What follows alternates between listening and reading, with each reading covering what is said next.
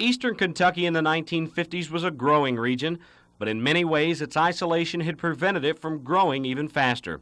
There was very little TV, travel was restricted, and most teenagers didn't have access to a car the way they do today. So when most boys had some free time, they occupied it by playing basketball. Young boys like Johnny Cox. Cox led Hazard to the state high school championship in 1955 and later went on to become an All-American at the University of Kentucky. Probably had confidence in my ability as a basketball player more than anything. One reason, because I've been playing all my life.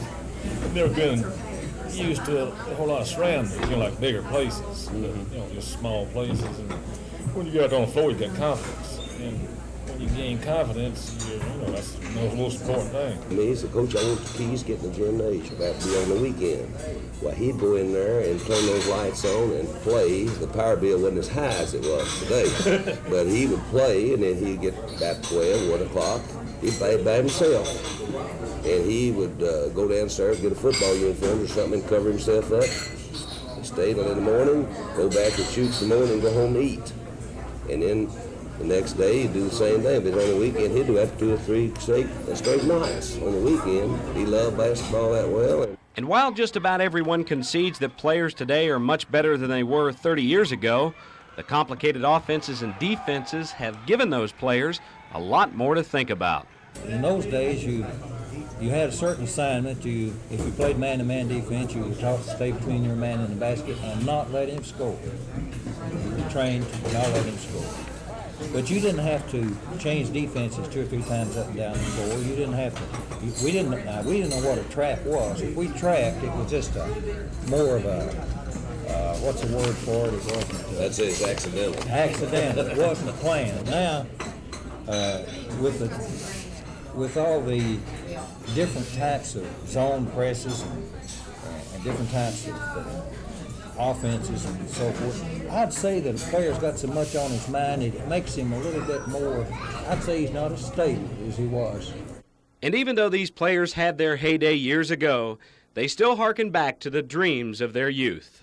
When we see a ball game played, in our hearts and minds, we imagine that we can do everything they're doing. You watch it and you say, well, I could do that. I could guard that fella. I could make that shot. You think you can. And it's good to think that way, but don't try. In the final part of our series, we'll take a look at mountain basketball today with photographer Ed Paisley, Dave Baker, Sports Center 27. With a little help from you, I'm going back again. They used to have the chicken wire around the basketball court. Bill Ledford told me they used to play these ball games, and they played for blood. You got a foul, you had to bring blood before you got to shoot a foul shot in those days. And then he said they wouldn't get up against that screen fence at all, that screen around the basketball court. So they used to gig them with wire or gig them with, they just bring wires along. So they said, well, it's chicken wire that you ran against. The fans would. But the fans would. They'd use it. But he said he loved to travel up here because they had a lot of moonshine in it. Certainly lore about mountain basketball is just as colorful as the tall tales told about mountain men. Tomorrow in part 2 of our series, we'll take a look at just what made these mountain teams so great. With photographer Ed Paisley, Dave Baker, Sports Center 27. A team from the mountains of eastern Kentucky has not claimed a state high school basketball championship since 1956. Now, there are many factors that have led to that. One of the biggest is population.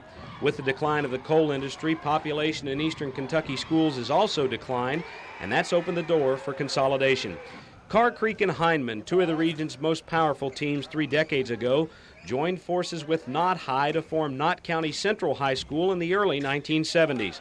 And along with consolidation, Title IX has taken its toll on mountain basketball as well. We don't have the population up here, and you're exposing these people to 2 games of girls basketball, 2 games of boys basketball, the same gymnasium, same week. Some of these parents got to see brother and got to come see their daughter play and son play, and they haven't got the money to pay for it. And it's hard to pay the officials sometimes. In addition to economics, it's gotten almost impossible for the small eastern Kentucky schools to compete on the court with the Lexingtons and the Louisvilles. And college basketball has had its effect as well. More hoops on TV keep fans at home and kids off the court. And there's at least one person who thinks the kids that are still playing are doing it for the wrong reason.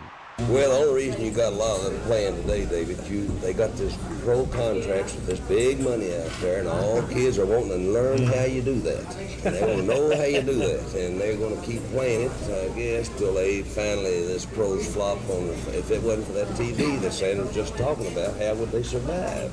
Lee County appears to be one of the teams to beat in the mountains this year, but when another team from Eastern Kentucky wins the state title, no one knows. But as long as young boys keep dreaming, there's always a chance the magic of 30 years ago can be relived once again. With photographer Ed Paisley, Dave Baker for the High School Sports Journal.